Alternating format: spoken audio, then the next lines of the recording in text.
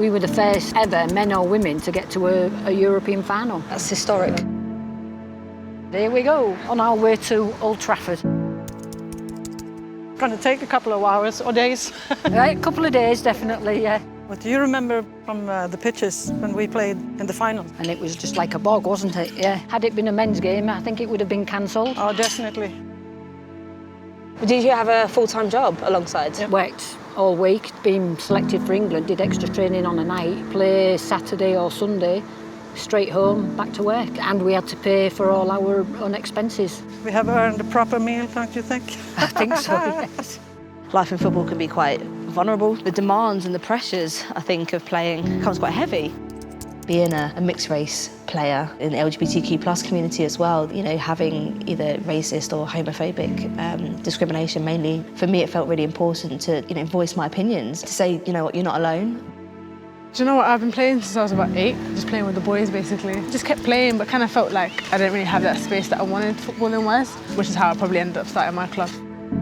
Again, if someone had asked me to say, football, what does football mean? What does football look like? I would have described you men's football, and I would have described you Ian Wright, and that's what I wanted to be.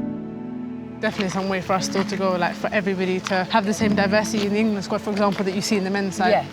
You know, when I left Spurs, I was quite vocal about the fact that the way the women's team had been treated in comparison to the men's team. There was a point and a period when I signed for Fulham in 2000 where I thought Fulham was the first professional team. At that point, it was exciting. I thought, you know, this is where women's football is going to take off. And then 3 years later, the league didn't happen. Things sort of just went back to being either semi-pro or non-existent and amateur, and it was really disheartening.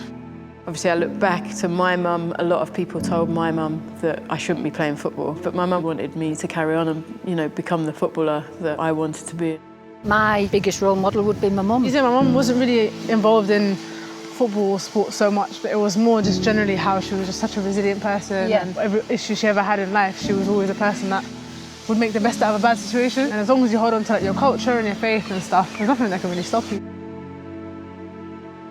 Did I realise that the impact of me playing football on other people? No, I don't think I did. Only when people sort of actually coming up and saying, you know, I love the way that you play. And I didn't realise that, and I suppose I didn't want to let people down. Certainly the Lionesses squad realised the importance of being a visible woman role model, both on and off the pitch. It all bodes well for the younger generation. Having more women in the media, you know, the Lionesses and some of the big names in the WSL, and the impact that that's having on girls now wanting to go and see them and thinking, oh, actually, I can. We seem to sort of go up and then we go back again, whereas nowadays I think it's just going up and up and up. Hilltop, in terms of the women's side, it's a club that I started in 2019. People that wouldn't conventionally be seen to sort of playing football, Muslim women, black women. A lot of ups and downs, but very, very positive.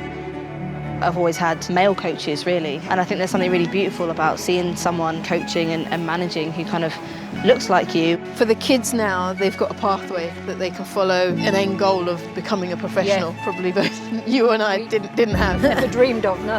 Yeah. I'm looking forward into the future. Me too, yeah, absolutely.